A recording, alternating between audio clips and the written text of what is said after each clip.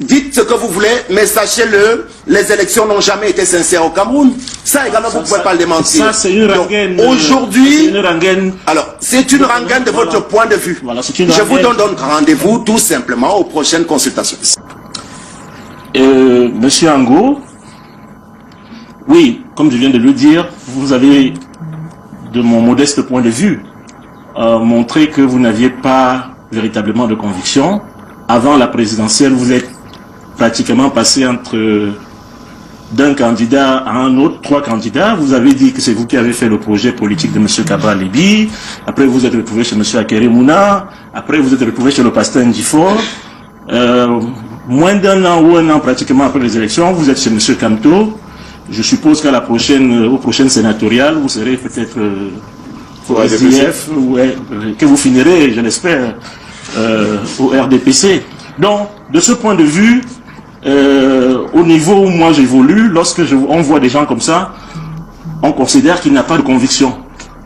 Donc du coup, on se demande, on se pose la question, s'il n'a pas de conviction, qu'est-ce qui l'amène en ce moment précis au MRC? Et je voudrais, et ce sera ça ma question, M. Ango, pour vous permettre de répondre, je me demande qu'est-ce qui vous amène au MRC? Est-ce que vous n'êtes pas tout simplement,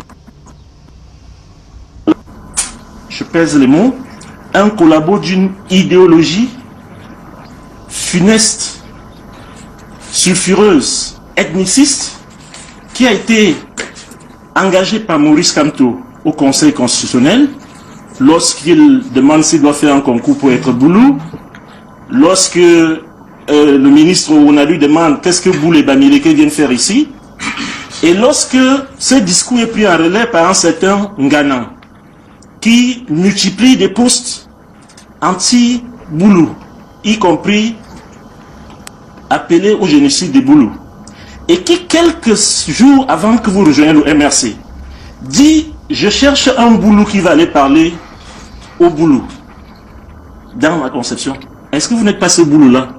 Vous n'êtes pas le Boulou que Ngana a finalement trouvé pour venir parler, parce que ne nous faites pas croire que vous êtes au MRC pour les convictions. Vous avez démontré que vous n'avez pas de conviction. Très bien. Bon, vous savez, en matière de communication également, chacun a sa façon de capter. Monsieur Abaté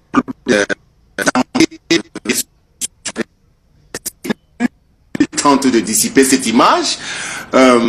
Je vais vous répondre très très clairement. D'abord, l'argument il est spécieux parlant de mon instabilité. J'ai eu longuement le temps de m'en expliquer. Non, vous expliquez toujours. Donc, ça, voilà, ça vous connaissez. Vous allez expliquer au sénatorial. On sait. Quand vous allez changer, vous allez encore expliquer. C'est le propre des gens qui sont instables. Ils ont toujours des explications. Ok. Voilà.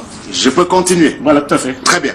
L'explication a été donnée de ce que en 2018, j'avais été sollicité pour booster des candidatures et c'était tout à mon honneur finalement. Donc je n'avais pas fait un choix à proprement parler parce que déjà pour le cas du bâtonnier Akere Mouna, il n'a pas fond de créer un parti politique. Voilà, finalement. Donc, ma question, à ce niveau-là, non, je vais dissiper. Vous laissez passer des choses qui passent comme ça au sein de l'opinion. Ma question précise, répondez à une question précise. J'en arrive, parce que c'est moi l'invité. Vous n'êtes pas... Reprenez la parole.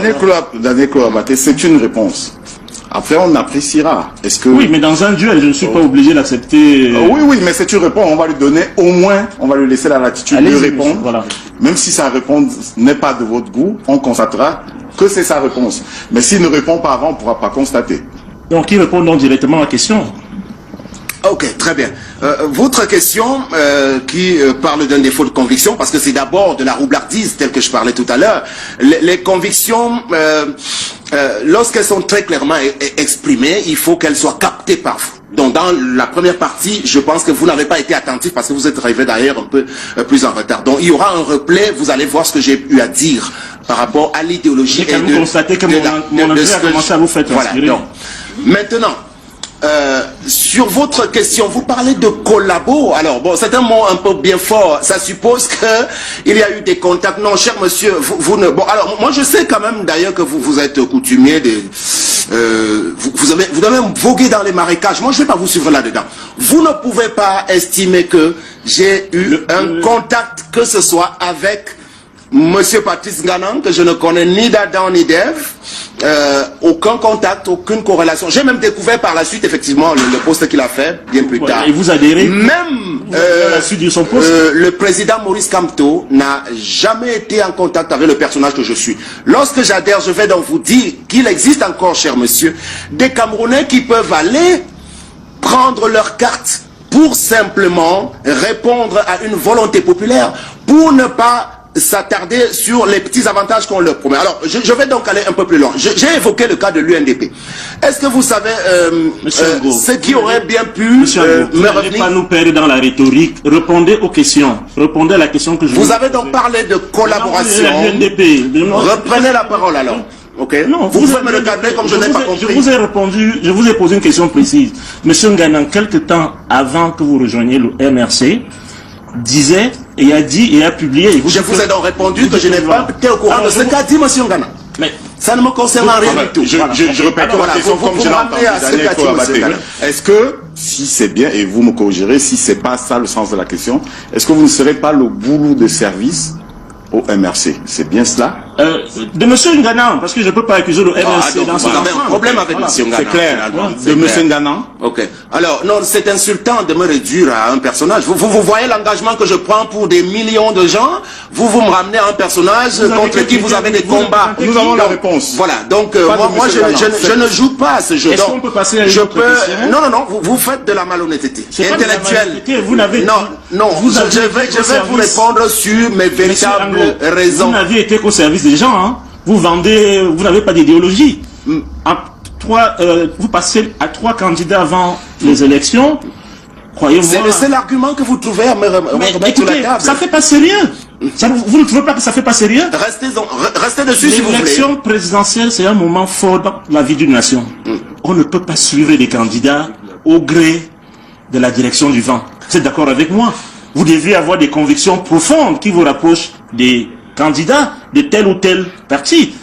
C'est le minimum qu'on puisse entendre de quelqu'un qui veut être digne dans l'espace public. C'est d'avoir des convictions, c'est d'être cohérent, c'est d'être consistant, c'est d'avoir la substance dans les choix qu'il fait. Mais aujourd'hui, en un an, vous êtes passé à 4 leaders. Vous trouvez pas que ça fait pas de vous un homme sérieux? Et d'ailleurs, vous êtes un frère boule, vous savez comment on a, en pays boule, quand vous êtes comme ça, on vous dit que vous êtes tchabé. Vous êtes comme un lièvre, hein, qui saute d'un plan à l'autre. Donc, je veux dire que ça ne fait pas sérieux, même dans votre culture. Ça ne fait pas sérieux d'avoir un homme qui n'a pas de conviction. Continue, vous le savez. Monsieur Abaté, continue. Voilà, donc je vous écoute. J'aimerais savoir qu'est-ce qui, aujourd'hui, à l'instant T, vous motive. Parce que nous avons compris que vous nous connaissez bien de l'idéologie du MRC. S'il y en a une. Là, vous faites du surplace. On peut avancer quand même. On a compris que vous n'avez pas vous-même de conviction ni de valeur. S'il n'a pas de valeur, s'il n'a pas adhéré à une idéologie, qu'est-ce qui a bien pu le pousser à choisir à ce moment précis le MRC? Et j'ai essayé, dans ma recherche, je trouve une coïncidence frappante entre les propos d'un individu, d'un génocidaire, qui appelle tous les jours contre, appelle les Camerounais à se diviser, à s'opposer, et vous qui, quelques jours après, faites le choix de ce parti. Donc, j'ai bien compris que vous n'êtes pas constant dans votre choix. Alors, je voudrais vous poser une deuxième question, si vous permettez. Monsieur Maurice Kamto, le leader du parti, du dernier parti auquel vous adhérez, a fait 14% aux élections présidentielles. Et pendant ces élections, il a été démontré qu'il n'a pas pu avoir les 25 000 scrutateurs dans les 25 000 bureaux de vote.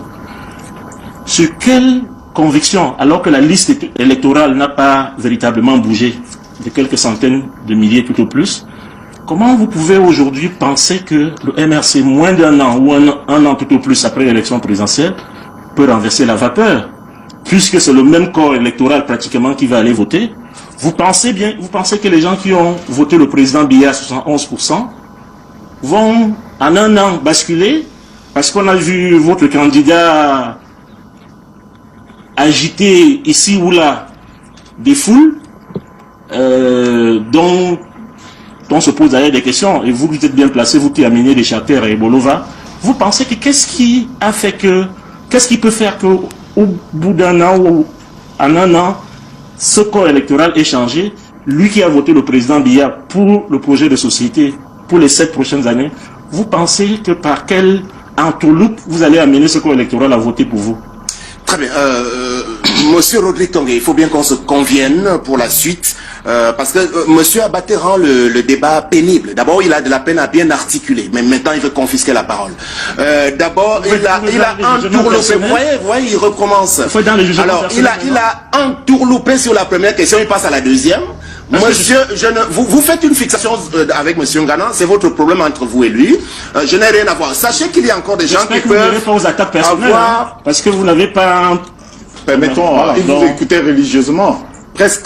Il était à la limite mais là, il de fait la religion à vous écoutant. Il fait des attaques personnelles. Vous pouvez prendre des notes. Tongué, oui. vous pouvez lui... Daniel Claude Abaté, vous avez dit en début du duel que nous sommes engagés à être polis. Oui. Alors si chacun veut rester poli, que chacun reste poli. Je pense que le début de la politesse, ce sera permettre à l'autre de parler. Oui, et de ne pas faire des attaques personnelles. Oui, tout à fait, mais de parler d'abord. De ne pas faire des attaques personnelles, Monsieur Tongué. Oui, je suis d'accord avec vous. Mais il faut d'abord qu'il puisse parler. Et vous ne me ferez pas le reproche également. Il faut qu'il parle d'abord. Permettons à l'invité de parler. Je lui ai posé dans une question. Comment tu peux aussi regarder une vidéo sans t'abonner? Abonne-toi.